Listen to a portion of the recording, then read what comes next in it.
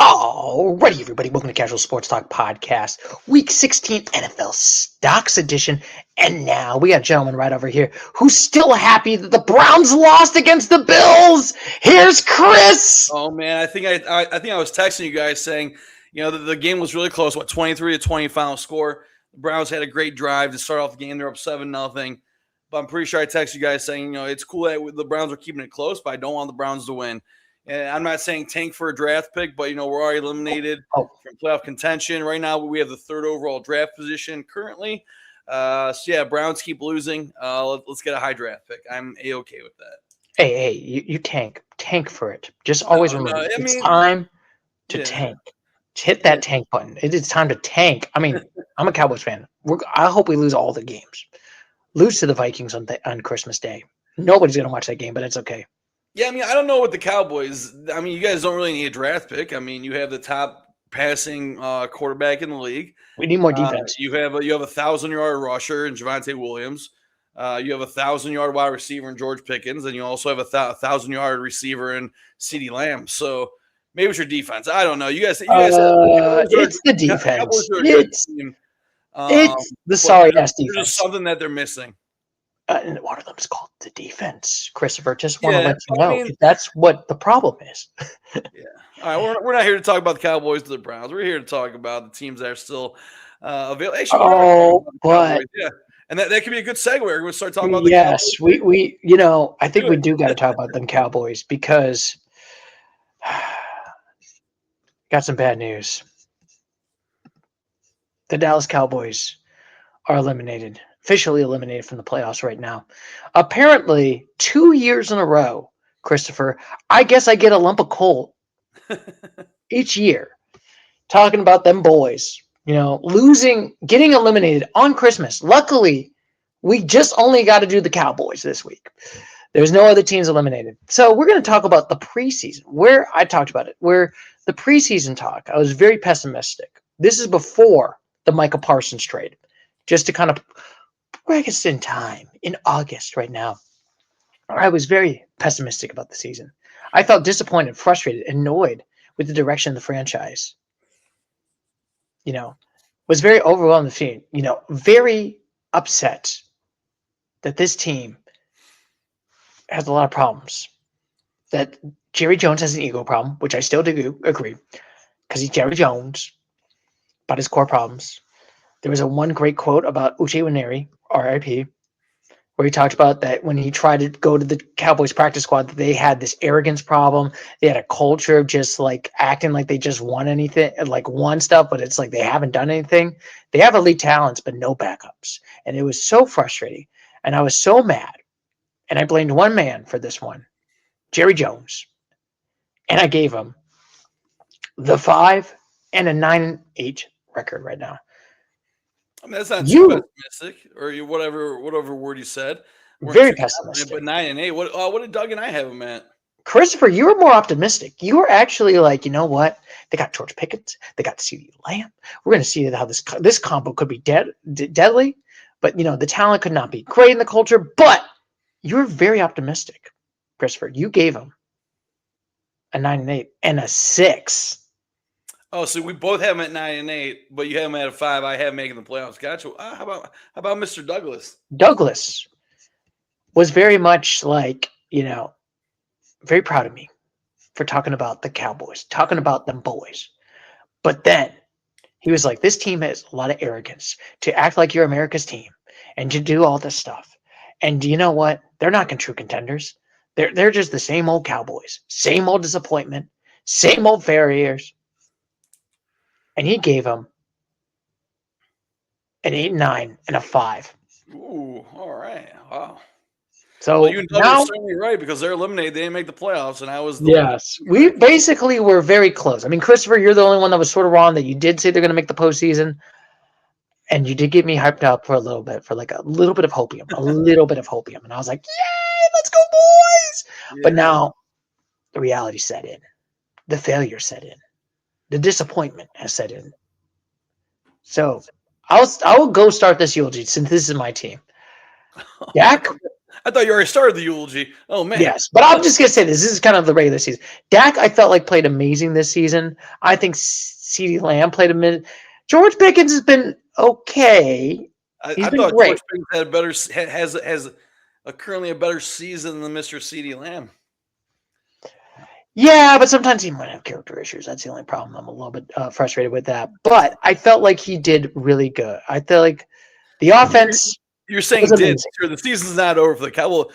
Playoff wise, the season's over, but the season's not over. I mean, the It's still season's past pretty much tense. over. Let's be honest. There's no hopes. There's no hopium. There's no Yes, good. George Pickens is having a better season than CeeDee Lamb. Yeah, 1,300 yards compared to 1,000 yards for CeeDee Lamb. George Pickens 9 touchdowns compared to CeeDee Lamb's 3 touchdowns. So yeah, Pickens is having a better season than CeeDee Lamb. Yes, but we have the elephant in the room. 2 elephants in the room. 1, the defense is still atrocious. I think we're like the second worst defense besides the Bengals. We give enough. Like if I'm looking at the Cowboys, like their losses, like I can look up their schedule right over here for the America's disappointment, America's team. In my heart of hearts, I know we're in a recession right now as a Cowboys fan. But if I'm looking at their regular schedule right here, Christopher, this is how much the defense has given up a lot of games. You have lost 24 to the Phillies. You did beat the Giants, but you lost by 37. Gave up 31 to the Bears. Gave up 40 to the Packers. Gave up 22 to the Jets. Panthers gave up 30. Commanders, we did beat them by 44-22, but that's okay. Broncos, we gave up 44. Cardinals, we gave up 77. Loss. 16 the Raiders. Philly, we did beat them. We did beat the Chiefs by 28 by 3, but still. Lions, we gave up 44. And the Vikings and the Chargers, Both both 34. 34 points. Yeah. How are Man. you telling me? This defense Yeah. is the most atrocious defense right now in the season. Yeah, based on FoxSports.com, third worst defense in the league. Commanders at 31st, and then the Bengals at 32nd. This Cowboys defense, at 30th. Yeah. and this is like number 1, I will say. This is the number issue. Granted, we got eliminated before the Chargers, so it didn't really matter. But number 2, I got to blame one man right here for us not making an NFC championship right over here in 30 years. And it starts with Mr. Jerry Jones. Jerry Jones. Do you think Jerry Jones has too much involvement Yes. with the team? Yes. He should let the GM do it. Yes. He don't have no GM. You know what the GM is? Jerry Jones. He is the GM? Is there the Cowboys don't have No, a GM? we don't have a GM. Or even if he is, it's just a yes man for Jerry Jones. Because Jerry Jones is always going to be like, no, I'm going to let you know, Christopher, this is my team. We're going to figure this out. I'm going to think about like this team. It's going to be like the 90s. This is a different team, Jerry. Stop acting like this. The general manager is in fact Jerry Jones. So yeah, when you have the Jerry Jones when you have the GM who's also the owner, oh man, I could expect the same thing from the Cowboys in 2026. So sorry, Cowboy fans. It is so frustrating, and that's why I feel like it's so frustrating being a Cowboys fan, because I feel like we could be just better. Like, look at Dak. If we had an average defense, what if we had the Browns defense right now? You know how deadly we would be if we had the Browns defense and the Cowboys offense? Yeah, well, I mean, sometimes the Browns give up a lot of points, but we have a good defense as the Browns. But Myles Garrett? Actually, the Browns have the second best defense according to FoxSports.com. Yeah, yes. Like, we would be killing it. We would be winning Lombardis. But no, Jerry was like, we got to trade Michael Parsons and we're going to figure it out. And it's like, I mean, granted, it's looking like that it didn't work out for the Green Bay Packers because Michael Parsons got hurt. Just saying, it didn't work out for them. But it doesn't feel good to get rid of your, generational talents right there to your mortal enemy, the Green Bay Packers. What are we supposed to do?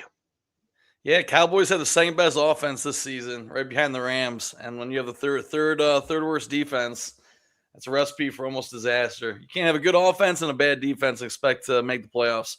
So hopefully Jerry Jones, I assume, as a general manager, he should be looking at these stats and be like, okay, we need to flip something up and not trade away the next Michael Parsons that they receive. 2 years ago he said all in. You know what all in meant? Nothing. We just got Zeke. What did we get? I mean, I love Quentin Williams. Don't get me wrong. He is no Micah Parsons, but still, he did look really amazing. But still, I'm hoping better for next year. R.I.P. to the Cowboys for this season. That's all I gotta say. R.I.P. the Cowboys. And I will say for the eulogy, they're still America's team in my heart. Yeah, in your heart. Yeah. There. Wow. Really? Anyway, we're going to start off with the first game right over here. The L.A. Rammies, where they rammed it to a loss. Man, it should have been a win for the Rams. That was probably one of the top games, if not the top game of the year for this season. That Thursday nighter, Rams were up by 14 going into the third Yes, quarter. they were up 30-14, and and the Seahawks came back and made it 30-30 and won this game 37-38. I lose my $5 bet. I'm a little bit disappointed. I wanted my money, but now I'm losing my money right now. So it's going to be interesting. So the Rams basically lost in overtime. It's like the Rams are good, but then they have these like questionable losses. I feel like this one might be a questionable loss. I'm just saying. I don't know what they have 4 losses on the season. Yeah, Eagles, 49ers, Panthers, and this one. It's a Seahawks team that, we've always said on the previous podcast, Seahawks are an NFL contender, and they clearly showed that. I mean, heck, when you give up a touchdown in overtime, which the Seahawks did, Seahawks were down 37-30 in overtime. They get a touchdown. So one, to be down by a touchdown in overtime, that's a tough hill to climb. They did that, and then obviously they're going to go for 2 because if they didn't go for 2, if the game ended up in a tie, I believe there's no way they had a chance of winning the division or possibly getting a 1 seed.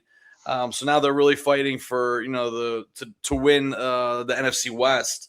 So yeah, going for 2, that was exciting. And then they leave. I think it was R.J. Barner, the tight end, pretty much wide open, right in the middle. Well, he was able to sneak past the line, get open, wide open, right in the end zone. And Darnold found him, got him, and 38-37, finally OT. But yeah, Seahawks came back. That's a fighting team. So yeah, it's unfortunate the Rams lost. We gave them a 9 last week. I'm gonna give them an 8 simply because they lost. And we know who the team that deserves the 9 from the NFC. I mean, I feel like I might bump them down a little bit lower. I hate to say it. Really?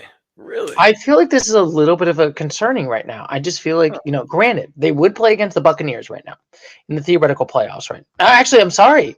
I'm wrong. It's not the Buccaneers. It is. Yeah, Buccaneers aren't even in the playoff picture at the moment. So they will be playing against the Philadelphia Eagles. The Eagles. I think they could beat the Eagles because I feel like the Eagles have been a little bit more sussy. They did lose to the Eagles last time. But I'm going to probably bump them to the Eagles are a different animal. They're either hit or miss. So I think they're a little bit hit or miss, but I think I might give them to the 7 for right now. I think I might have to bump them down. They did lose this game. They do have a little bit of question. They're still a good team. Don't get me wrong. They're still a great team. They're going to make the postseason. They're going to be fine. Their life is fine. It's just going to be a hard road ahead because, like I said, they're going to be playing a lot of away games, and it's all winter, and that's not really the best. Like Tampa was the only recent one where they played a lot of away games, one up north, and won those games. I mean, but I don't know if the Rams could do it for this one. So we're going to see how that goes.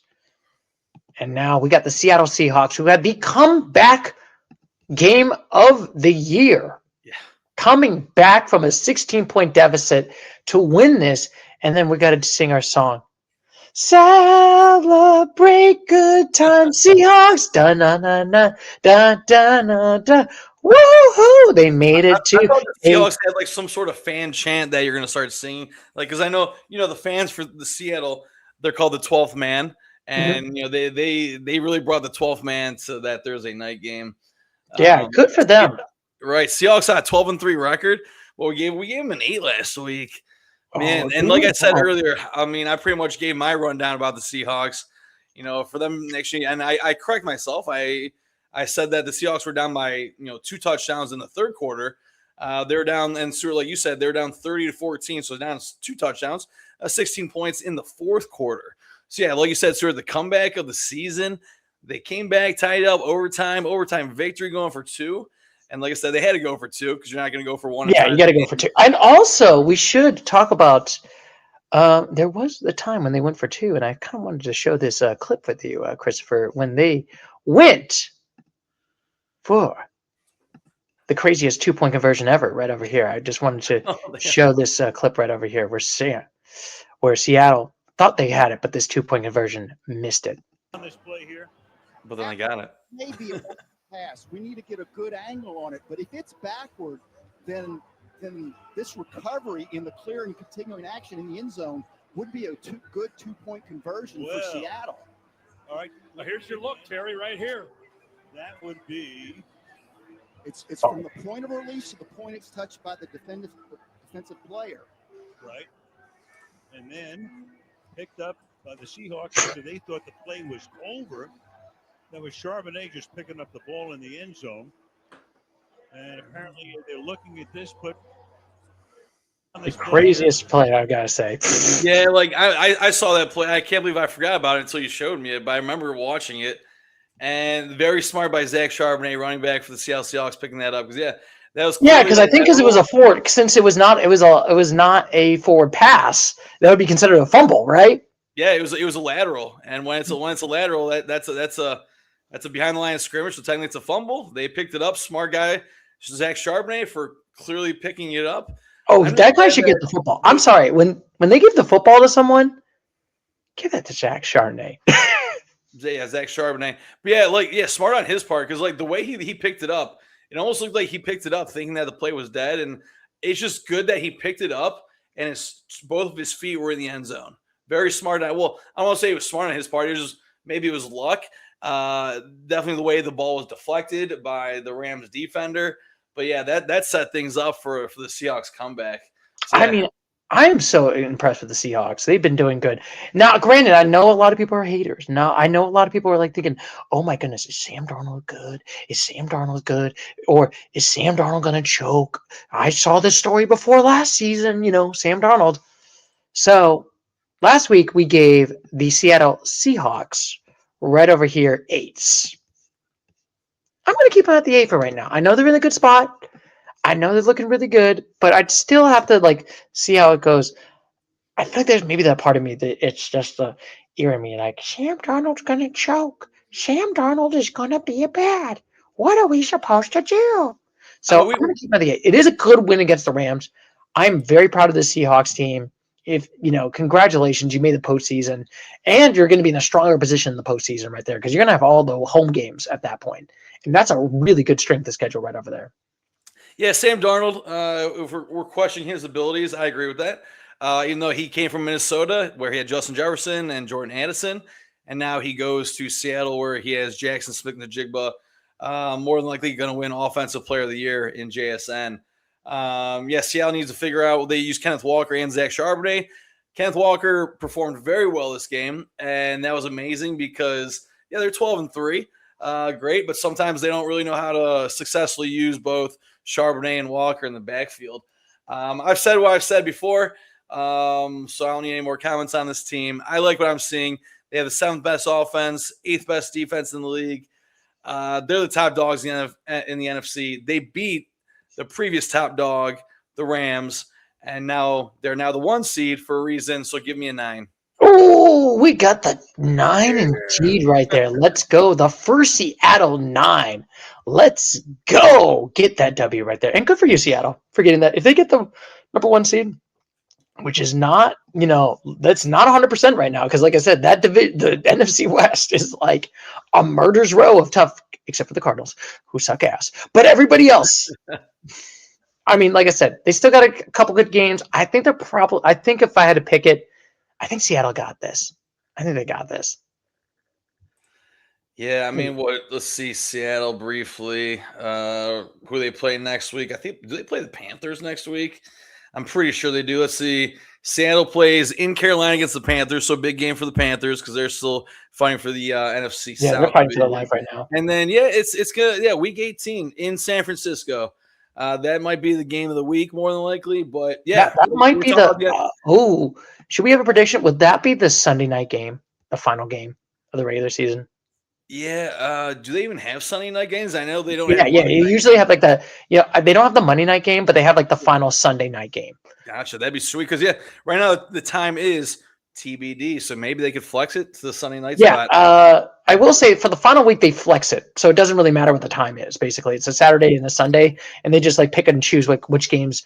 So they put the Saturday games as not important, and then they put like the final row of like the 4 o'clock games are all the important ones. If that kind of makes sense. Gotcha. So, yeah, So go we'll see how Hawks. this game goes, indeed. And now we got the Philadelphia Eagles clinching their spot, and now I have to do the horrible thing. Celebrate, Eagles. You're still for us. You are still Sir, they're not frauds. frauds if they won the division, if they clinched the playoff berth. How are you saying that they're frauds? I Okay, because I can't agree with you calling them frauds. And okay, I'm still gonna hate on the Eagles. Okay, I will hate on my Eagle. My Eagle hatred will always be at 100 right there. So first time, fun fact, Christopher, first time the NFC East has gotten a back-to-back defending champion since 2003 and 2004. So it's been the first time in 20 years. So it's been a while. But the Eagles did beat against the Washington Commanders 29-18. At one point, they were behind by 10, but then they came back and won the game. So good for you, Eagles. I was gonna laugh if you guys lost this game. I would have loved if you would have lost. yeah, the Eagles weren't down by 10, but they were down by the Eagles were they were Down down by by 7. 3. They were down by 7. They missed a field goal kick. Let's see. They missed 2 But field goal kicks in Eagles were the losing, they second were losing period. 3-0. They were up 7-3. Then they were down 10-7. Then they were up 14-10. Then they were up 21-10. Then they were up 29-10. Then they won 29-18. Anyways, doesn't matter. They won the division. They clinched a spot. And yeah. So I should say last week we gave them 6s. We're going to start with you, Christopher. I'm going to keep them at a 6. Like I said before, currently they would be projected to play the Eagles. Yeah, it'd be a home game in Philadelphia, but this team's hit or miss. Yeah. I'm always excited about Week 16 in the NFL because that's when the NFL starts playing Saturday games. This game was at 5:00 on Saturday Eastern Standard Time. Yeah, and like Stuart, you said, they were down early. I was like, oh, maybe the Commanders could pull out this game with the W, even though the Commanders are eliminated, and maybe ruin the party for the Eagles. And but no, they didn't. But I'm keeping them at a 6 because they're wishy-washy. You never know what they're going to do on a daily basis. Obviously, we knew last season they had Saquon Barkley, or they still have Saquon Barkley, but Saquon Barkley last season performed amazingly. Was on the cover of Madden. Luckily, Madden with curse real. Madden curse, he's not injured, but he's not performing as well as he did last season. He still had 132 yards, 1 touchdown, but he needs to be doing that every single week. Yeah, I feel like the Eagles. Okay, I'm trying to get my Eagles bias aside. Eagles hatred aside. I feel like the Eagles they're still the hit or miss. That's my one complaint about this one. This doesn't feel like the strong Eagles of last year. And I feel like the people that are saying that this is the same Eagles, but it's like it doesn't feel like it. It doesn't feel like I feel like right now, granted, they got the next 2 games of Buffalo and the Commanders, but it doesn't really matter because they're just going to clinch the division. I think they're just going to put in the backups at this point. But they still have these still ugly losses. Chargers by overtime. They lost to the Bears by 9. That Cowboys loss still looks kind of bad, in my opinion. All right. Yeah. So I feel like that for right now, I still got to give them at the 6 because they're still inconsistent right there. Maybe I might be wrong, but I still, in my heart of hearts, this team is not going to the Super Bowl. I still don't think this team is going to the Super Bowl. This team feels too inconsistent to be in the Super Bowl. I feel like teams that usually do it. Now you could argue 2 years ago with the Chiefs, they were kind of inconsistent, but I feel like they kind of rode that way back. So at least I believe they did come back and do that one right there. And now we got the Eagles done. Now we're going to talk about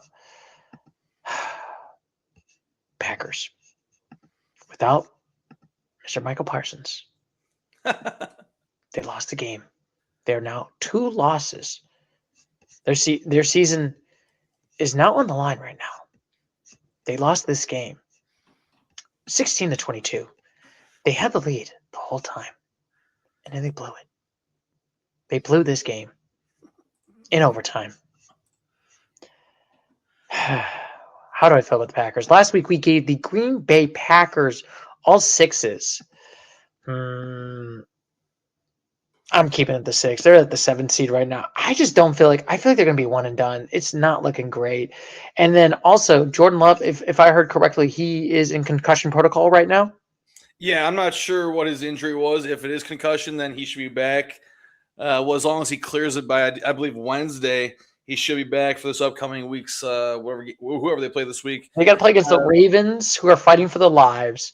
And the Vikings are that's going to be a great game if they're playing in Baltimore. Doesn't matter where they're playing, whether it's in Baltimore, if it's going to be Green Bay. It is going to be in Baltimore, and it's actually on Peacock. I don't know if you have Peacock. Yeah, it doesn't matter. I'm probably not going to watch that game unless it's What? Yeah, why would I watch that game? You are not going to do this for the research purposes of our podcast? There's only one game I really watched this past Sunday. It was the Browns versus Bills game. I mean, I watched this game. It was pretty good. I mean, I was watching this and also the college football one, and there was James Madison versus Oregon. I was like, man, this game sucks. Switch to the Packers Giants game, Bears game, and I was like, damn, this is a fun game. This is my favorite type of football. Yeah, let's see. We gave them 6 last week. Projection-wise, they play the Bears again in the first round. If the standings and everything stays the same. That was in Chicago, I believe. Is that correct? That was in Chicago because Chicago has the upper hand in the AFC North right now. The Bears are the division leader. They could be the division winner, which I fully see the Bears winning this division. Packers, man, I don't know. Jordan Love, he'll be back. Now, whether the Packers stay at the 7th seed or maybe it'll be the Lions. You never know. I'm gonna keep him at a 6. Yeah, but I'm more comfortable if it was the Packers versus the Eagles, I would pick the Packers. But yeah, if it's truly the Bears and the Packers again, obviously I'd go with the Bears in the playoffs, just because Caleb Williams might not be a fraud. But it took Jacob Williams a little bit to get going in that Saturday game. Saturday evening game. So they just got to get him moving forward, more motion. Yeah, I'm comfortable with the 6 as well. Yeah, I think so far, like I said, I feel like I agree with Tree. I hate to say it. Bye-bye Super Bowls.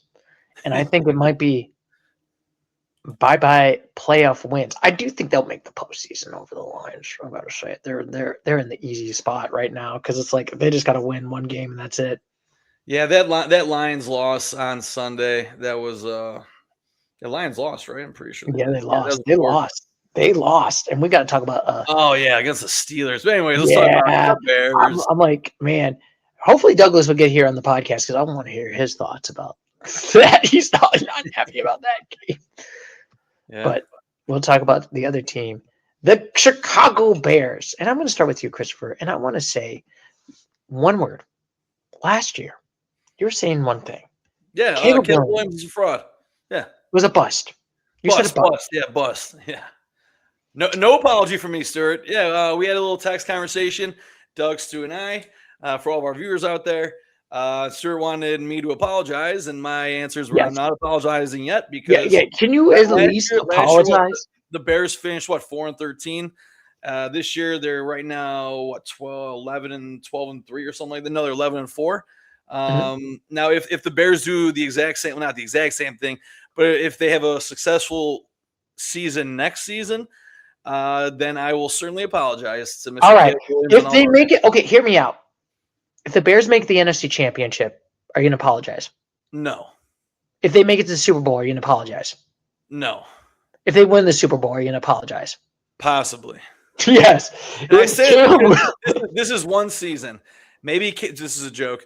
Maybe Caleb Williams is painting his fingernails a different color this season than last season. Maybe that's why he's doing so well. He can paint. Hey, if you're a Bears fan, you could paint as much fingernails if you could get me touchdowns. I 100% agree. If I was the Bears fans, I'd be like, paint those things rainbow, each a different color, paint them black, paint them yellow. I don't care. What are you doing? You can go cry after when he was USC and people call him soft. Man, remember that? Remember people said, "Oh, you can't do well with USC." Yeah, I mean, yeah, that was last year. So maybe last year he was really learning to adapt to the NFL, and maybe this season he certainly has adapted to the NFL. Next season we'll see if he's going to reign supreme again. But yeah, he's doing real well this season. But thank you, your entry. DJ Moore. Yes, we got to show this play that pretty much was the greatest thing. DJ Moore was amazing. And I guess got to put this one right here. This is amazing right here.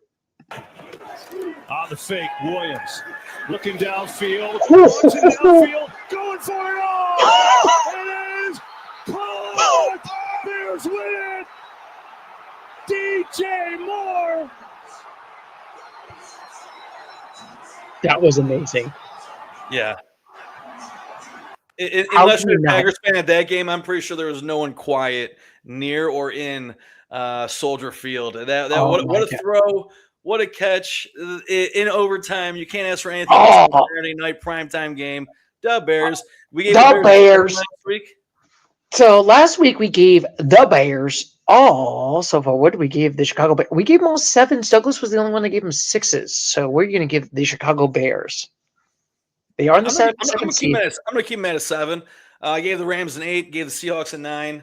I still like what the Rams are doing. I still see the Rams make it to the NFC Championship game against Seattle unless the playoff bracket doesn't allow that to happen. If for whatever reason the Rams had to play the Seahawks before the NFC Championship game, then I'd put the Bears at an 8 in the NFC Championship game. But currently, I like the Rams more than I like the Bears. I think the Rams have a more complete team. That's why I keep the Bears at a 7. Yeah, I feel like the Bears right here are looking amazing. I got to put them at the 8.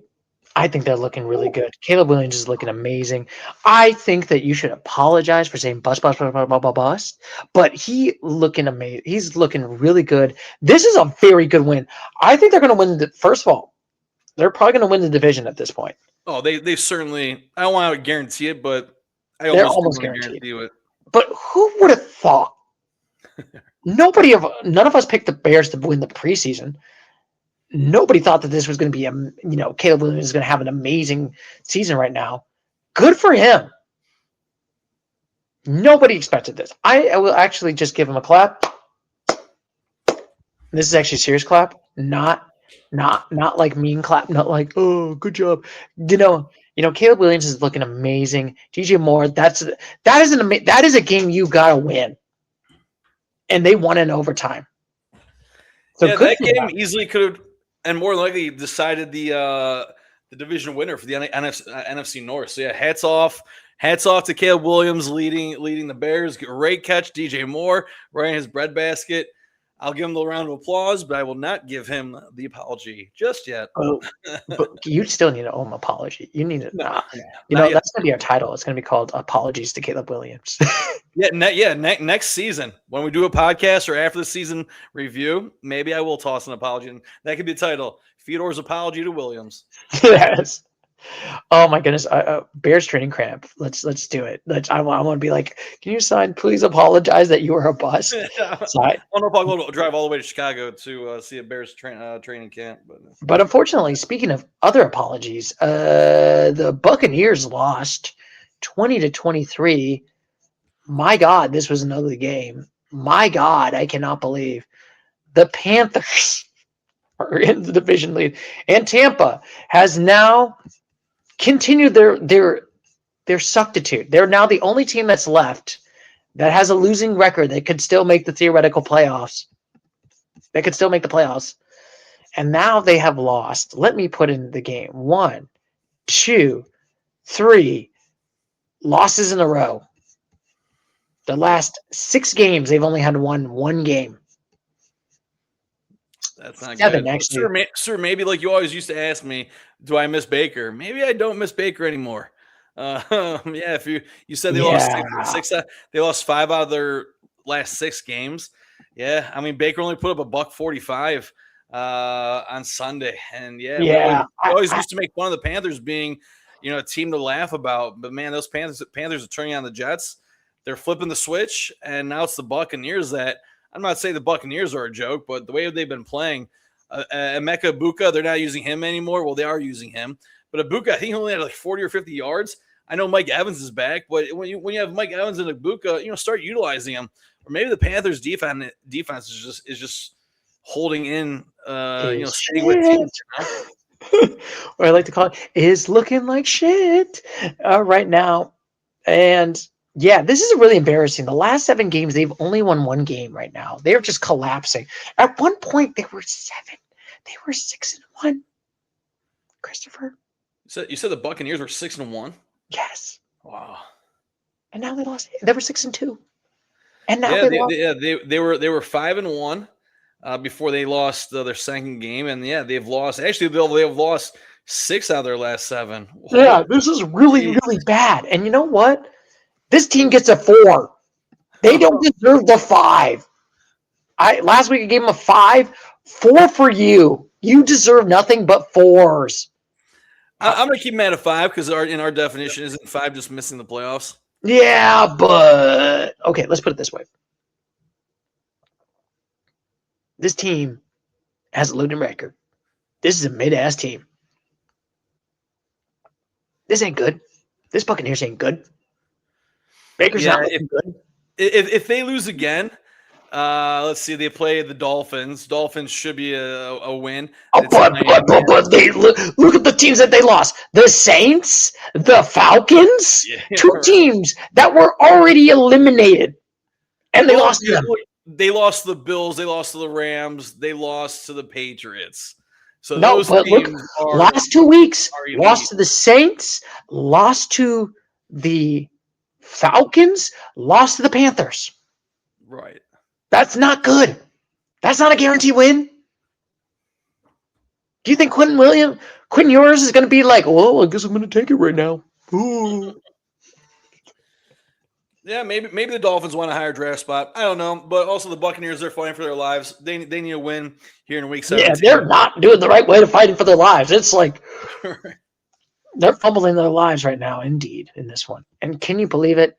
We have the Luigi does nothing right now meme of an actual NFL team, and it's called the Carolina Panthers, who won a game. But oh my God, this division is sorry as hell. Yeah. Is this the worst division of the NFL right now? Yeah, and the teams in that division should feel lucky that they're in that division in the NFC South. I mean, you have the Panthers were at 8-7, I do believe. 8-7, Tampa Bay 7-8. So if you have a division leader, possibly a division winner, that's currently 8-7, just barely above 500. If you're the Falcons, if you're the Saints, you're like, okay, what are we doing wrong there where we can't even win 8 or 9 games? You can't even win this sorry-ass division. Yeah, right. You can't even do shit on this team. I think we gave the Panthers a 5 last week. I'm gonna bump them up to a 6. They won this game. They deserve it. They deserve the 6. They deserve to win the game. Great job, Panthers. The only thing is, week 18, that game's in Tampa Bay. So maybe if that game decides the who wins the NFC South, well, luckily it's home field advantage for the Buccaneers. They better not screw it up. But I will say, is the Panthers they got to play against the Buccaneers, but they already beat the Buccaneers once, and then they got to play against Seattle, which is not the greatest. Okay, because Seattle's looking better. I think this team will probably lose 17 points against Seattle. Let's put in my prediction. Oh, when the Panthers play Seattle, yeah. So I'm thinking you know what? I'll be nice. I'll give them the nice 6, but it's like a low 6. It's like a sorry ass 6. It is not. I'm impressed with this team, but if they lose to the Seahawks and the Buccaneers lose, I'm bumping them down to the 5. I don't care. An 8-8 team does not deserve a 6, in my opinion. Yeah, and I we can imagine. I'd say America, if they were voting on this team, they'd probably take Seattle. It's luckily it's a home game for the Panthers. Not that really makes a difference, I guess. Well, maybe the travel for the Seahawks will make them fatigued and tired. I don't know. But yeah, like you said, sir, I'm expecting a double-digit victory for Seattle coming up. I believe that's Sunday when they play Carolina. But yeah. Yeah, we'll see how this goes. Indeed. And then look at this. The Buffalo Bills beating up on them Brownies, but not really by much. Only 3 points. Yeah, that was not a beat up. Like I said, I was surprised that the Browns kept that close. I mean, at one point I thought the Browns were going to win that game, but the Browns, we have the worst second half team in the NFL, and that clearly showed. I know it was 20-10 at half, and the final score was 23-20. So maybe the Bills had the worst second half team in the NFL this week. But yeah, the Bills. We texted about it, and yeah, just the way the Bills played. Like I said, this is the only game I really watched on Sunday, besides a little bit of that Sunday night game because I had something going on during the 4 o'clock games. Yeah, Josh Allen did not look himself. I know. Luckily, they had James Cook for 2 touchdowns. Let him be cooking. Man, yeah, I was expecting the Bills because the Bills were 10.5 point favorites. I was expecting the Bills to win like 34-10. Yeah. But hey, I always say a win is a win. But looking at this win, it's something else. But yeah, I don't know. Okay, you might hate me. Last week we gave him 7s. Yeah, should we bump him down to the 6? I'm not bumping them down. Like I said, a win's a win. I'm going to keep him at a 7. You're more welcome to jump down because you have free will. I think Douglas is going to be upset with me, but you know what? I think I have to. This team feels like not like I feel like I kind of agree with you, Chris. They should be beating these teams decisively. You're playing against a team that's already their season's over. The Browns season is over. The Browns season is over. You know that they just hoping for better draft picks, but they decided no. I gotta barely beat this team. And I'm just like, Josh Allen is not looking as super strong as he is. I mean, congratulations that he, his I think his wife is going to have a kid. Good for you. You're going to have a baby. Hope, you're going to be a great parent, Josh Allen, Mr. Allen. But quarterback wise, I'm just still kind of feel like that this team is still inconsistent. I'm just like, it's giving me Eagle vibes. Josh Allen, he got a little bit injured. He didn't leave the game. The play happened right before half. We sacked Josh Allen. It was not a safety because smart play by Josh Allen. He kept the ball just barely out of the end zone from it being a safety. But on that play, it was his right leg that agitated him. He walked to the locker room before half without his right shoe. But he'll play on Sunday. He's a tough guy. I mean, he's always playing cold temperatures. When he played at Wyoming, way in Buffalo, which makes him a tough competitor. He'll be ready for Sunday when, like Stu, you said, they're looking like Eagles. When they play the Eagles, it's a home game. So, yeah, the Bills finish out their season with 2 home games against the Eagles, then against the Jets. I expect both of these to be victories. Also, I totally forgot. We got to do a celebrate Buffalo. Da-na-na-na. Now you don't have to deal with the Chiefs, but you will lose probably in embarrassing fashion in the postseason. Yeah, gonna happen. Yes. Because, Josh Allen against the Chiefs in the regular season was, 5-1? I think 6-1 after the victory this season. But in the playoffs, I think it was 1-3 or 1-4 against the Chiefs. Without the Chiefs, who are the Bills going to lose to this season? Yeah, they'll find. That's the main question. Yeah, we'll find out. Who will they lose in the Bills? Indeed. And now we got to talk about this other game. The Chargers apparently wanted to punish me for saying that this team is mid and bad by beating up my Cowboys by 17 points, 34-17. It feels great.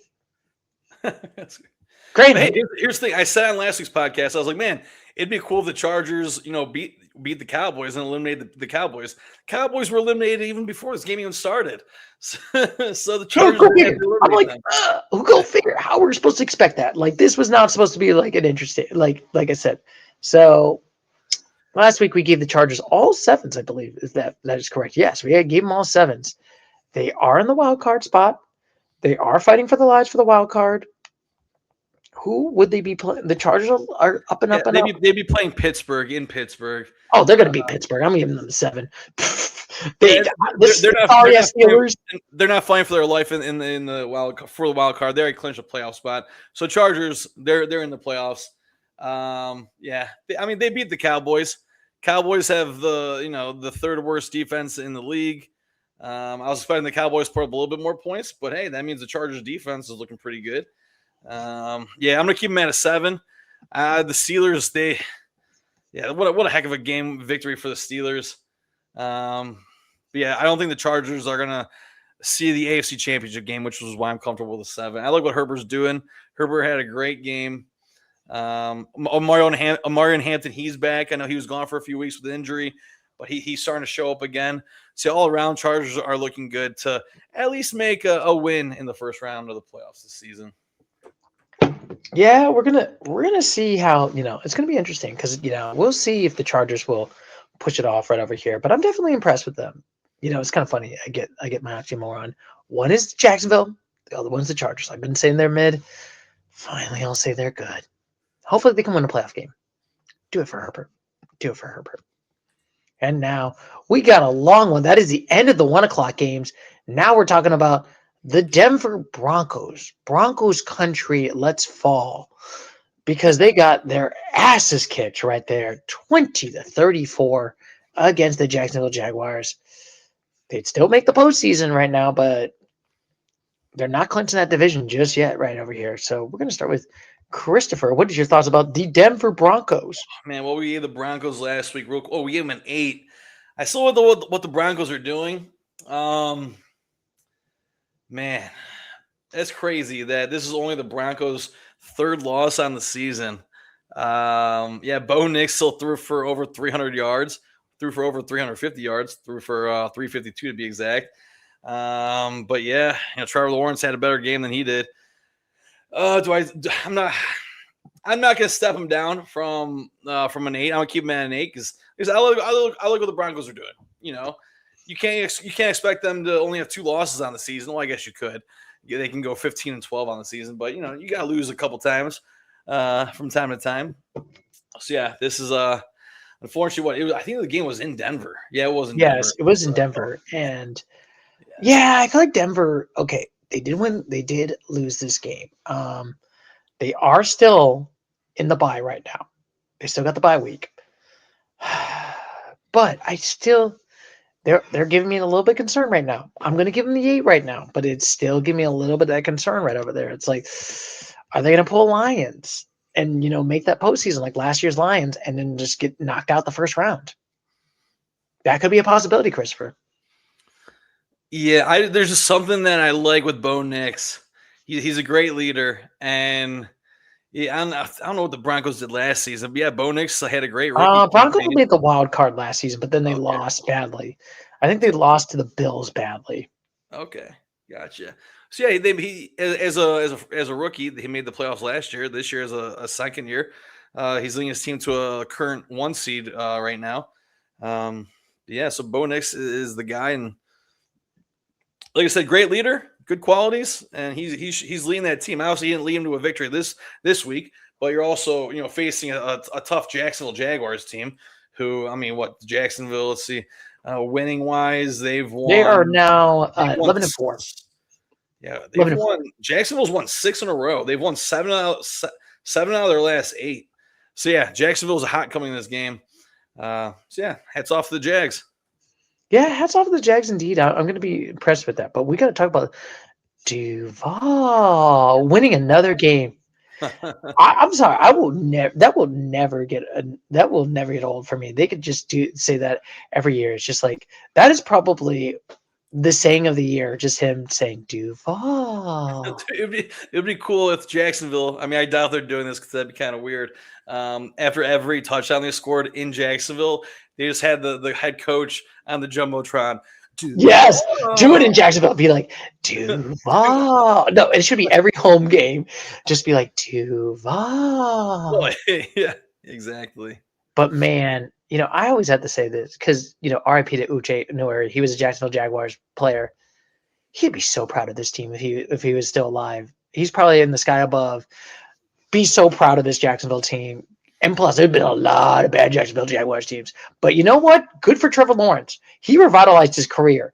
There was a couple years where, when Trevor Lawrence got that big contract, people were like, oh, they overpaid him. Trevor Lawrence is not that good. Trevor Lawrence is washed. He has shown that he can do well. He can ball with the big boys. Yeah, I agree with you, sir. Yeah, they paid him money.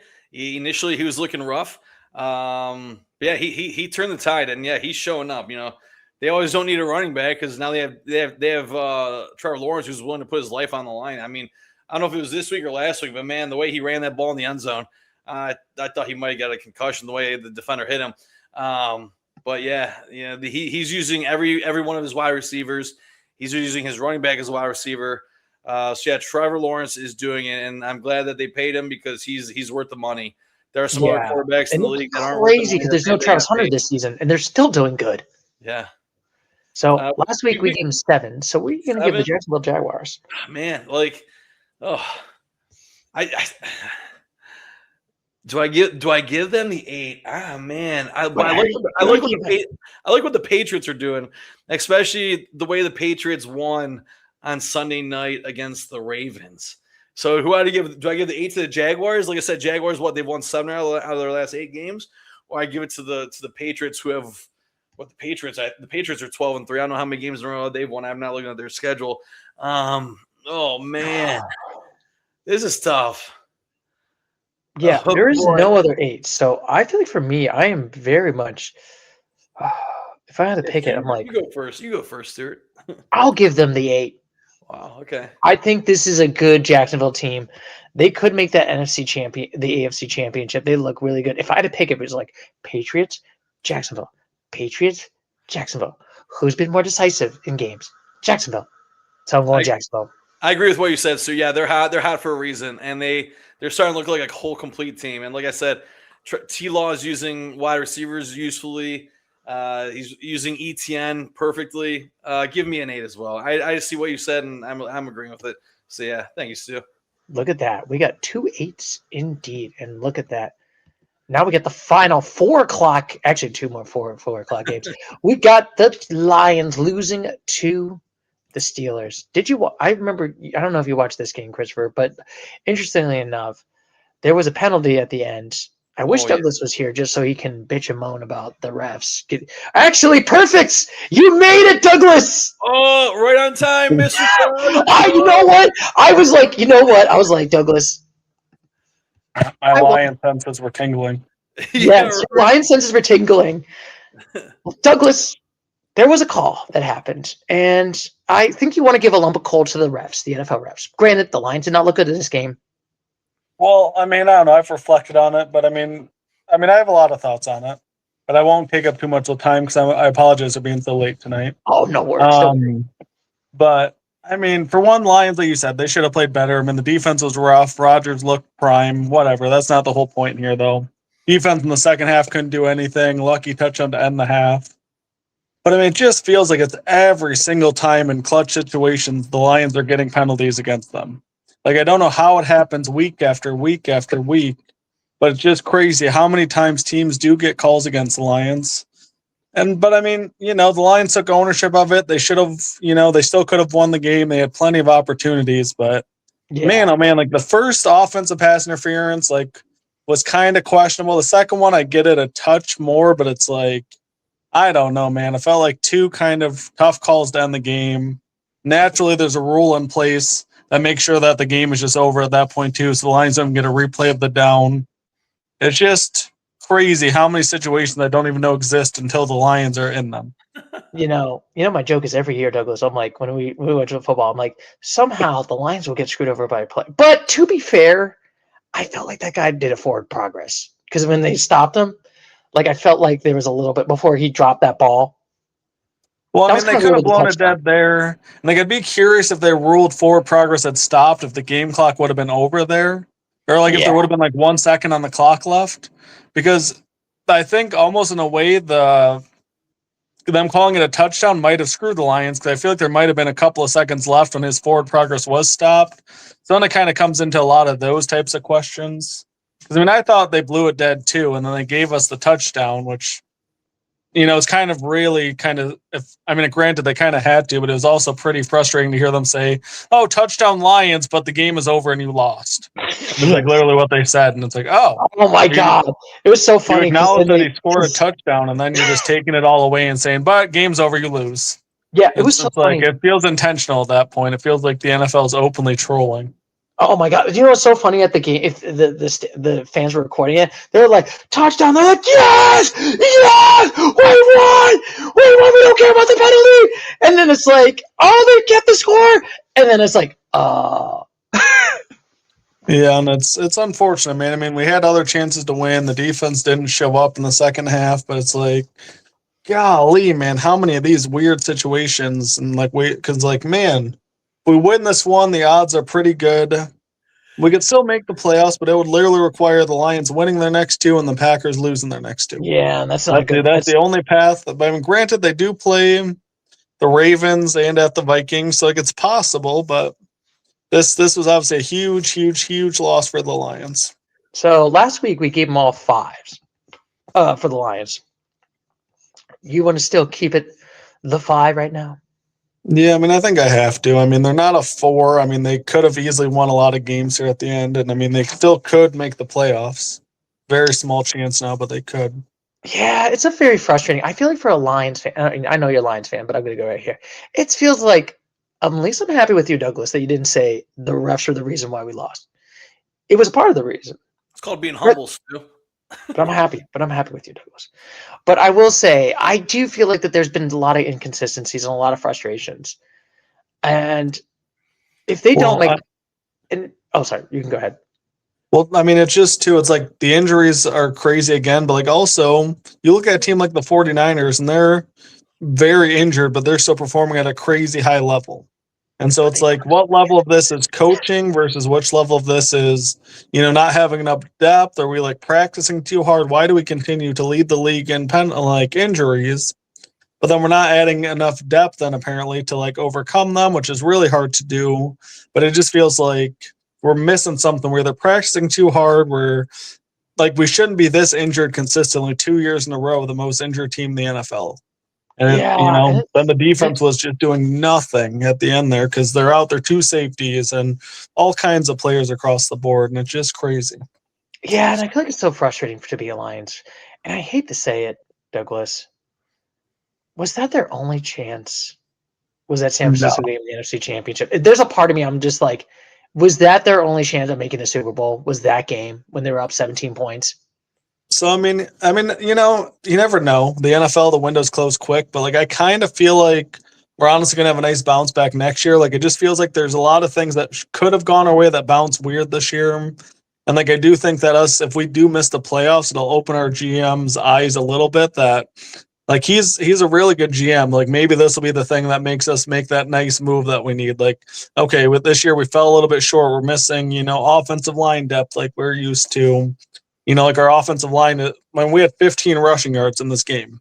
That's unacceptable. We're supposed to be one of the elite rushing teams in the league.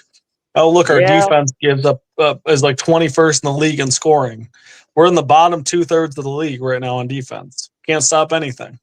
You can't stop anything in this one. So I got to give them the 5. It's a disappointing season because I just feel like the Lions should have done better. This has honestly been the most disappointing season in the Dan Campbell years. I mean, not counting those first 2 years because they had no expectation the first 2 years. But I feel like this season you had expectations, and this has been the most disappointing. Probably, could we say the most disappointing team of this? Maybe them and the Commanders. Well, I mean, in the NFC, then you got the Ravens who are right up there with the Lions. Yeah, Ravens might be up there. Yeah. I mean, for the Chiefs, AFC, Ravens, Lions. And I mean, I think, if I'm just being a very honest person, the thing that sucks the most about this too is seeing how good the Bears and Ben Johnson are doing in year one. Granted, there's some schedule luck there, but they've played their tails off and they're playing good teams and they're beating them. It's Ben Johnson came right in and they're 11-4 and very likely going to win the division. Kudos to him, he clearly was a big factor in what the Lions had going last year too. Yeah. So, Christopher, what do you think about the Lions right now? Yeah. I mean, the Lions have the 3rd best offense in the league. That didn't really look like it on Sunday afternoon. And like Doug said, 7 yards rushing when you had Gibbs who went off for 3 touchdowns last week. You expect. Didn't he have 3 touchdowns last week or was it the previous week? Doesn't matter. It's a home game for the Lions. I thought, being on turf, Gibbs was going to run all over the Steelers. Certainly wasn't expecting the Steelers to score 29 points. I wasn't expecting them to score more than 14 or 17. Like I said, I had something going on during the 4 o'clock game. So when I got out of my event and I saw the score, there was still time left in the fourth quarter. I was like, I can't. My eyes were baffled by what I was looking at on the ESPN app. I was like, I can't believe the Lions are losing, and then they go on to lose. I'm comfortable with 5 as well. You guys nailed everything on the dot. Yeah, unfortunately, I didn't realize it was that tricky of a situation to go into the playoffs for the Lions. They had to win their last 2 games, and the Packers had to lose their last 2 games. Yeah. I think the Bears and 49ers both clinched, so I think it's just literally the Lions and Packers fighting for the 7th seed. The Lions, Packers, and Panthers. It did not clinch. Well, the Panthers are for their division, so they can't pass the Lions, I don't think. No, but I mean, no. So for the last wild card, Doug's right. Yeah, Detroit. It's the Packers and the Lions. And yeah, right now, it's a game and a half favorite for the Packers. Yeah, and I mean, hopefully the Ravens can play good. I mean, Jordan Love, unfortunately, is in concussion protocol, so, like, it's not out of the realm of possibilities, obviously, but, like, it's pretty bleak. I hate to say it. We're going to write your eulogy next week for the Lions. I'm sorry. Well, maybe. You never know, Stu. Yeah. You never know. We never know, indeed. I mean, there's been some surprises on there. But look at this. The Steelers are going 9-8. As Urinating Tree once said, 9-8 Gingers going 9-8 at Super Bowl. They're going 9-8. I mean, 19 straight seasons for Tomlin, not having a losing record. Never had a losing record. Good for you. 22 straight seasons for the Steelers, NFL record, not having a losing record. So now, we've got to talk about... Steelers once again making records for the NFL. Yes, we should talk about...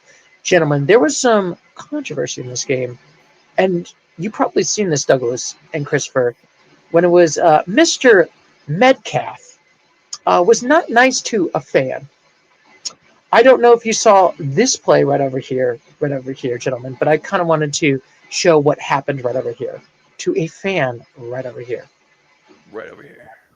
DK Metcalf had mixing it up with someone in the stands. Oh, my gosh. And that not going to have great consequences for the Steelers and catch it. Yes. So, apparently, the fan. So, we have a uncourtroom drama right now because the fan once said that DK Metcalf punched him, shoved him, because he said his government legal name. DK Zacharias. Yes. Yes. DK Metcalf said that there might have been a slur. There were people there sitting around the victim. I didn't hear anything about it. Oh, don't worry. We got the receipts right over here because I actually have the second quarter. It's like Zapruder film right now. We got multiple angles of this fight right now. So I just wanted to see, what is your thoughts about this one, gentlemen? New Jersey. Hey, DK, don't sign it. DK, don't sign it. DK, boy. He about to throw that motherfucker away.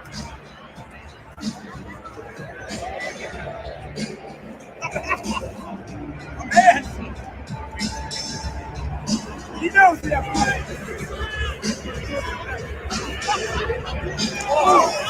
Hey, DK. Yup. It's kind of fuzzled. The audio, like not from what you're playing, but on the Twitter video, wherever it's coming from, you can't really hear what the victim was saying. So I don't think he said any sort of derogatory language towards DK besides DK Zacharias. Yeah. Maybe he doesn't like his government name, but I mean, hey, it's your government name. You know, if people call me Christopher, like, Stuart, you always call me Christopher. I'm not over there coming to. I'm not driving to Michigan. You're like, you're going to just like, how dare you call me Christopher, you piece of shit. Yeah. Well, and I mean, just like from a petty point of view, I mean, obviously, like, whatever, it was off the sideline, but he got to finish the game, which then he, had a really nice game from overall. But then he gets suspended for 2 games, and he's out the rest of the year, and was denied appeal. So, I mean, he's missing the rest of the regular season. And it's like, isn't this like the reason they got rid of your last star wide receiver because of like drama and like not able to keep their emotions together? So it's like, now it's like our DK versus Pickens argument has like a whole other layer because it's like now Metcalf's out here getting a 2-game suspension. right And at the end of the season in crunch time. He might lose his $55 million contract. It might void it. What I heard. It's like $47 million or something like that. Yeah, and I guess I understand why they didn't flag it, because it wasn't like he shoved a player or shoved a ref. He punched a fan. You know what I mean? See, but here's the thing, because that happened so early in the game, and it's like you have New York watching everything, but like I don't know, it just felt like there's so many things that just like I don't know, they're going to sum for 2 full games. You got to imagine then they had some idea during the game that they could have done something. But how early in the game that all happened. It's just crazy stuff like that. Like they were actively talking about it on the radio. Like, wow, DK's over there punching a fan, and that I feel like it was. I don't know. That's me being a hater right there. But I'm also like, okay, so like we obviously took it seriously after the game, but let's let them finish it and have a great game and everything else. Yeah, another thing. So like when you go to arenas, like the brawl at the Palace, when it was Meta World Peace versus whoever else was involved with that. And then you have this altercation between a superstar athlete and a regular citizen. Like when you go into an arena or any sports stadium, do laws just disappear? Like, can't this fan be like, hey, I was assaulted? Like, could he not call 911 right then and there? Like, is there some sort of law within the NFL that protects NFL players from being arrested while they're playing games? Because like, if I was that guy, I don't think I would do it. Well, maybe. I don't know. Depends on the severity of the punch. Like if I was missing teeth, like, hey, 911, yeah, I just got assaulted at a Detroit Lions game. They'd be like, oh, who assaulted you? Be like, oh, well, number 4, DK Metcalf. Like, oh, well, I don't know if we get, can they not get arrested during the game? Like, what's going on? Could you imagine? That'd be so funny. Yeah, right. Sure. I mean, I wouldn't be shocked if that dude, eventually pressed charges. Yeah, can you give me a description of this, sir? He's wearing a jersey right there on the Steelers side. Yeah, number 4. Yeah, the one that Metcalf right there. Yeah, that's him. Yes, the guy. Yeah. Do you have any video proof of this one? Yes. I have a perfect 4K visual that they would use in an NFL replay right here for you. I got a 4K video. Got it in 4K, bro. That's the one thing about cell phones I gotta say. Like, when people do stupid shit, it's gonna get caught. Yeah. We gave the Steelers a 6 last week. I'm gonna keep them at a 6 because with DK being out the rest of the season, it's only 2 more games. Yeah, but it's still 2 games. Steelers, I know they might be comfortable right now, especially since the Ravens lost on Sunday night. So Steelers are ahead in the AFC North, and also they do that. DK is your top wide receiver. You can't afford to lose that.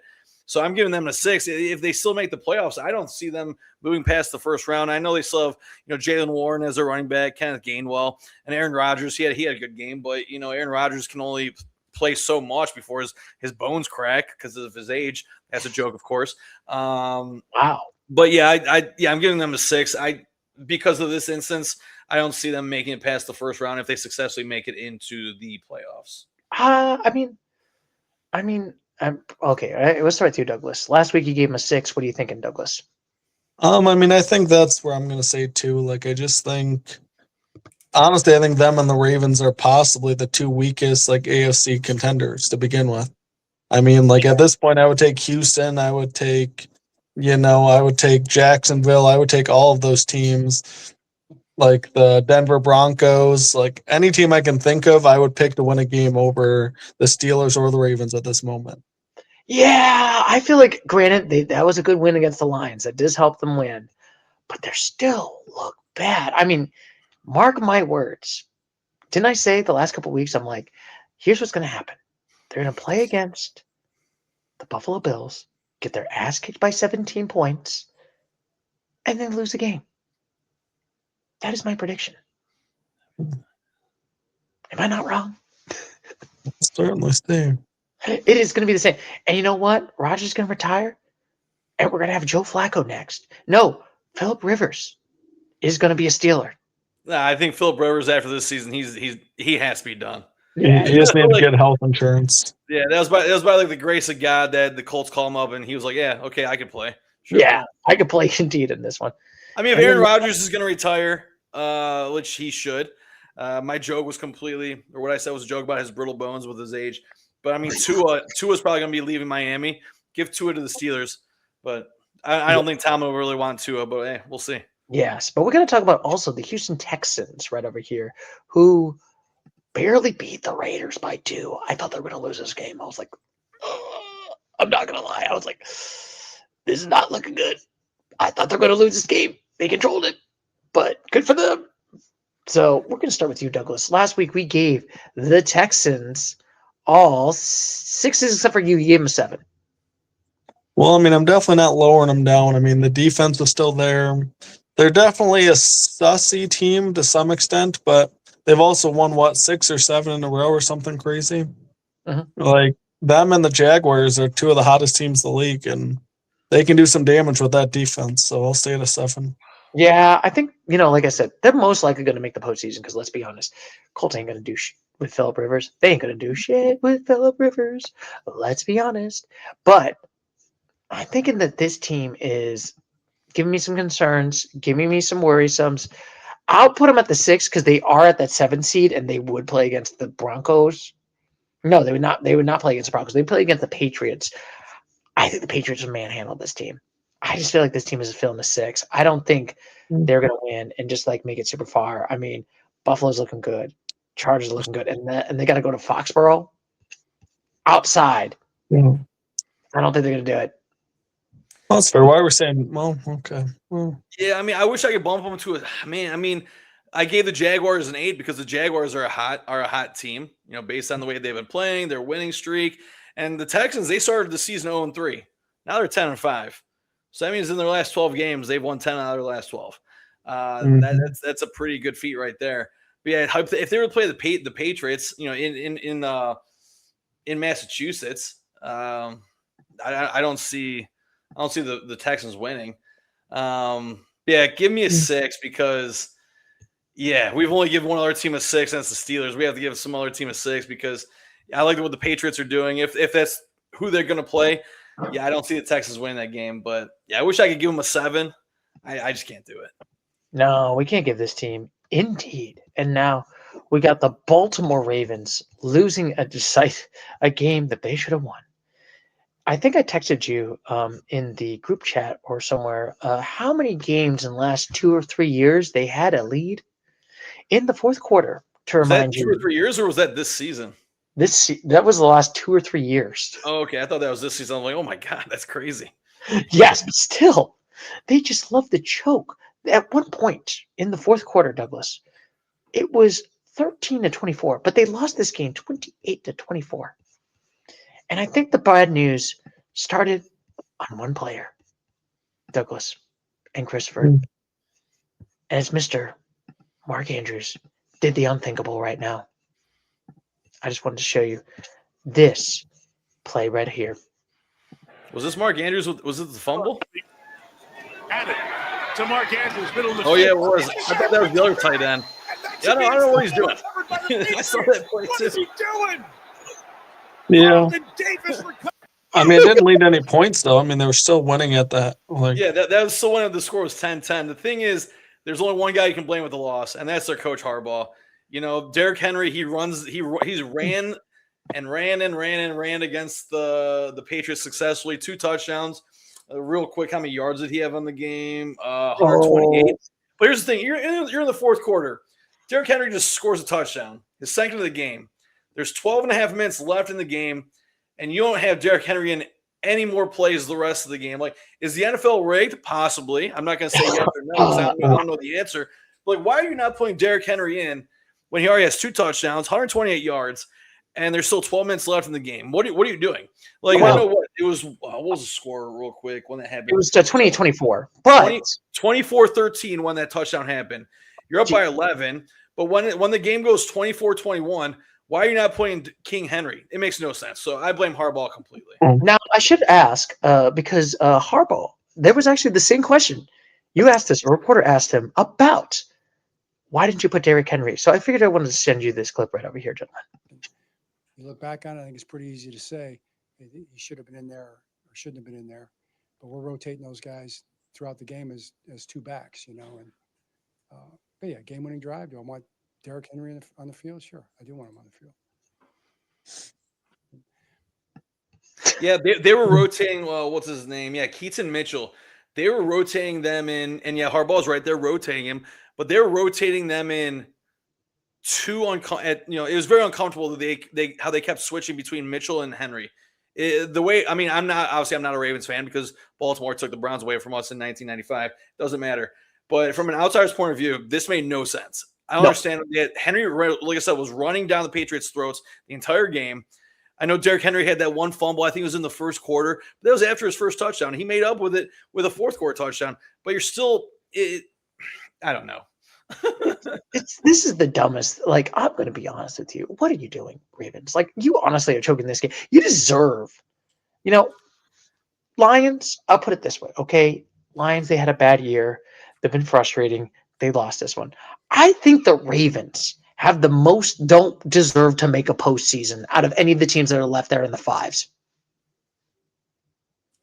You could put the Buccaneers in the Ravens at 5. I'm going to do this real quick because we have 3 more teams to cover, and I'm trying to get this done. Within 15 more minutes. But you're right, sir. I'm going to keep them at a 5.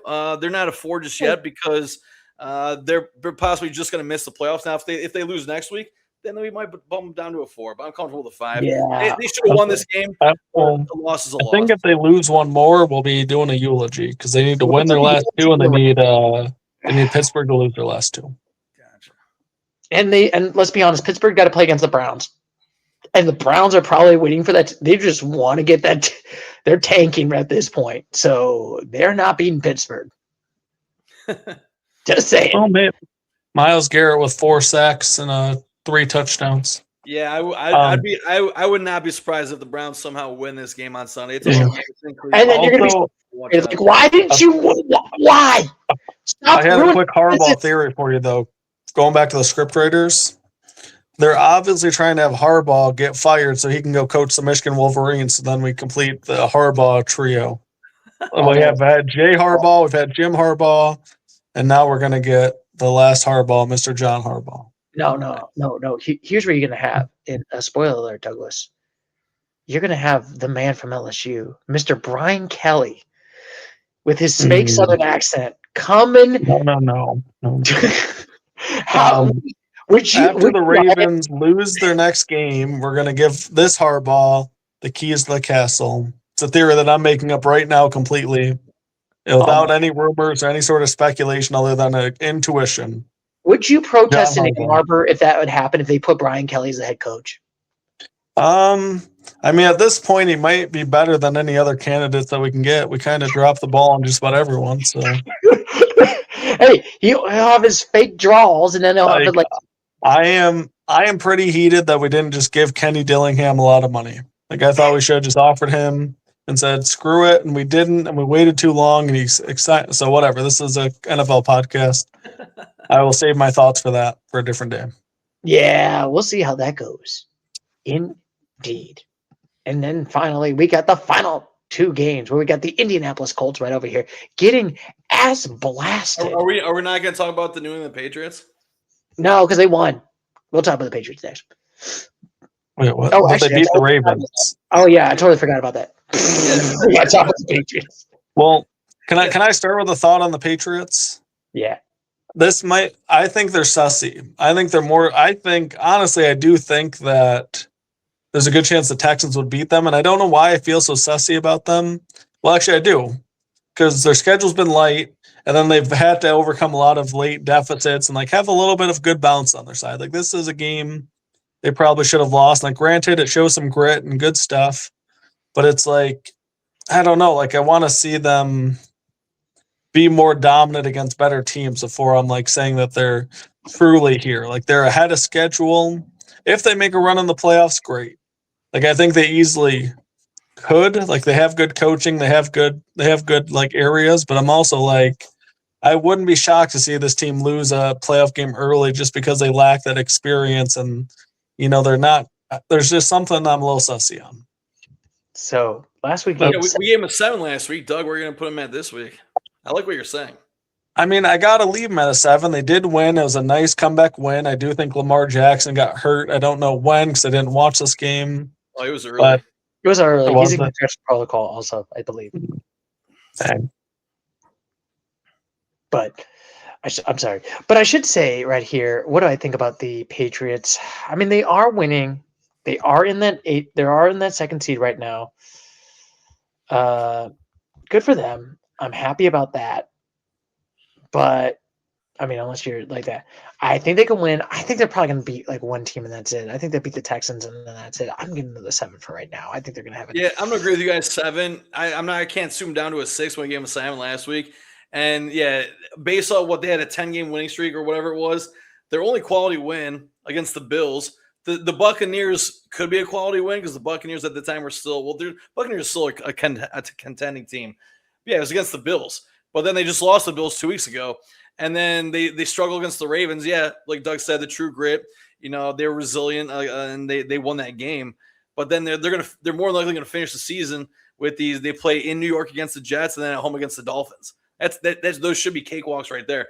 So yeah, piggybacking off what Doug said, when they go into the playoffs, they'll be like, okay, these teams in the playoffs are different animals than what our schedule provided us with our strength of schedule. So yeah, I'm comfortable with the 7 as well. Yep. But look at that. 7 triple sevens indeed. And now we got the final game. Finally, we'll talk about this. The Indianapolis Colts got absolutely ass blasted by 48-27. It was not a good game. It was a disaster of a game. At one point, it was 37-17. Not a close game. They won 2 garbage touchdowns. The San Francisco 49ers. What do you think about the Colts right now? Last week we gave the Colts, I believe, all 5s right over there. We're going to start with myself. This team's a 5. They're not making a postseason. There's no hope. There's no hope. Are you going to tell me that the Texans are going to lose a game? No. And also, I should say, the Colts had the most stock options down we have ever seen. At one point, they had the lead. They had the number 1 spot. I think we gave them an 8 at one point. Oh yeah, we definitely did for sure. And then after this week, we have 1, 2, 3, 4, 5 losses in a row for the Colts. Mhm. That is not good. You're not making no postseason. It just feels so frustrating because, like I said, I know Daniel Jones got hurt, but they even not looking good, but even before Daniel Jones, let's be honest. That was just a nail in the coffin right there. Yeah, week 7 we had them at an 8, and now we're in week 7, week 16, which, man, yeah, we're going to see division wise. Oh yeah, I might even give them a 4, but I'm comfortable with a 5. If we could have a eulogy from this upcoming week, I do believe. Oh yeah, I think they're going to be the eulogy. I think we're going to definitely have a Colts eulogy next week. We'll probably talk about that. It is so funny. We were like, expectations were all wrong, and then expectations came back right. It's like a roller coaster for the Colts. They're 2 games out of the last wild card spot. It's Baltimore, Colts, and Houston. There's no way. Well, Baltimore, they're going to make the playoffs if they're winning the division. That their Ravens aren't going to get a wild card spot, so it's pretty much the Colts and the Texans, and Texans have them by two games. So yeah, I don't see the Colts. I don't see the Colts. I should just put them at a 4, but I'll give them a 5 for good time's sake. I mean, I think Gil summed it up nice. They're a 5. I mean, it's a lost, very frustrating season because you felt like they were there, but like also, what in the world was that defense doing last night? Like Brock Purdy looked like MVP, freaking Joe Montana out there, 5 touchdowns. Like this is a game where Phillip Rivers gave you enough to where you probably could have maybe contended in this game at least, but your defense did nothing, and that was still supposed to be a strength of your team. So it's like, you can't really blame just injuries here because I mean, granted, there's probably some injuries on defense, but giving up 48, you're not going to win really almost any game ever doing that. Mm-hmm. No, you're not going to win up 48 on that one. No, you're not going to win that game. Yeah, when you score 27 points at home, I know you're playing the 49ers, who have a pretty exciting offense in CMC, Juwan Jennings, and yeah, Brock Purdy, like you said, looking like Joe Montana out there. It's a good segue into our next team, the 49ers. Yes, we should go to our next team, the final team right over here in the San Francisco 49ers, who has won This game, they have also, we got to sing our next song. Celebrate 49ers. Da-na-na-na. They made it to the postseason. Da-na-na-na. I They, mean, I do think that their coach should get real consideration for Coach of the Year. Because, I mean, they have been banged up. I think they lost to Bosa for the year, Fred Warner, like Kittle's been in and out. Like Brock Purdy missed a lot of time. They were sitting there balling out with Mac Jones. It doesn't matter. This team is just, I don't know if they're well coached, well disciplined, what it is, but holy guacamole, man. Week after week, I doubted this team, and here they are at 11-4, like right there in contention for their division with the Rams and the Seahawks. We're talking about as like the NFC's best. And like the 49ers have just gone under the radar for so long, gentlemen. And I don't know how long we can let them fly under the radar. I mean, they get a chance to prove it, though. They get to play the Bears and then I think the Seahawks to end it. So they could still win the freaking 1 seed here, which is pretty wild, too. Like, I think they're still in play for that. Stuart and I talked about when we were talking about the Seahawks. Yeah, that final game, it's in San Francisco. I think the final, the 8:30 game, the 8:20 game, I'm thinking my prediction is going to be San Francisco Seahawks. Yeah, for the Sunday night game to end the season on a bang. So hopefully, I know we had the Thursday night game this past week being like the game of the season. Hopefully that Sunday night game, if it is a Sunday night game, but the final game of the season, Seahawks playing in San Francisco. Hopefully that should be an exciting, electric game. I mean, this might go down as the best division in NFL history. Like, it's got a chance. I mean, last year's NFC North was pretty good with 3 teams making it. But, I mean, this division has a chance to be elite. I mean, you could easily have all 3 of your teams with 4 or less losses, I think, down the season.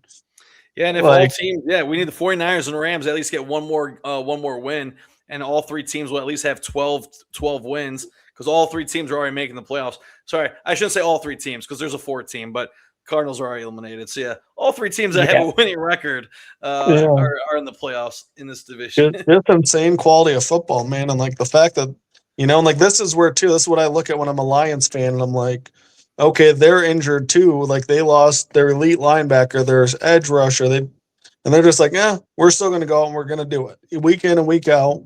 Doesn't even matter who our quarterback is. And so it's like, it's kind of concerning when you can see a team like San Francisco. But also, once again, like the Lions, I mean, they were in the Super Bowl, missed the playoffs here, and now they're right back. Like, same kind of segue that I hope for my Lions. But man, oh man, Kyle Shanahan needs to be in that convo, though. This has been a heck of a year. It's been a good year. I'm not going to lie. This has been a great year for Kyle Shanahan. And I was just say, last week we gave the 49ers all 777s. I think it's easy to keep him at an 8. I'm going to go for the 8. You told me this, Douglas. I think all of these injuries, but still they're looking good. I think they're better than the Rams. I'm like thinking better than the Rams. Yes. The Rams up.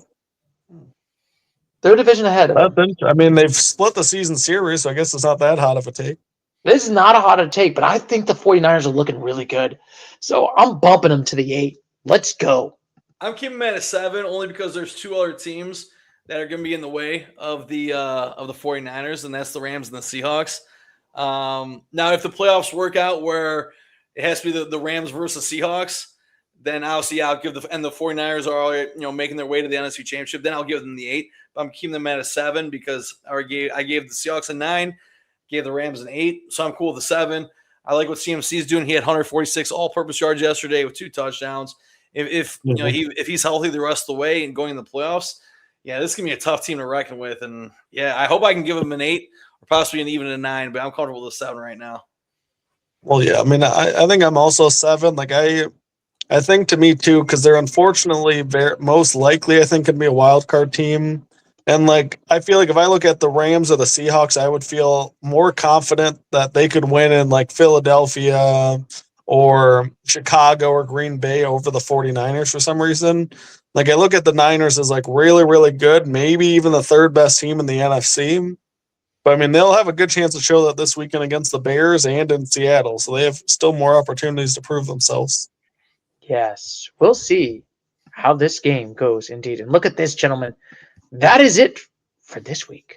Now we're going to talk about week 17, the ho, ho, ho Christmas. Aren't you excited for Cowboys versus Commanders at 1 o'clock?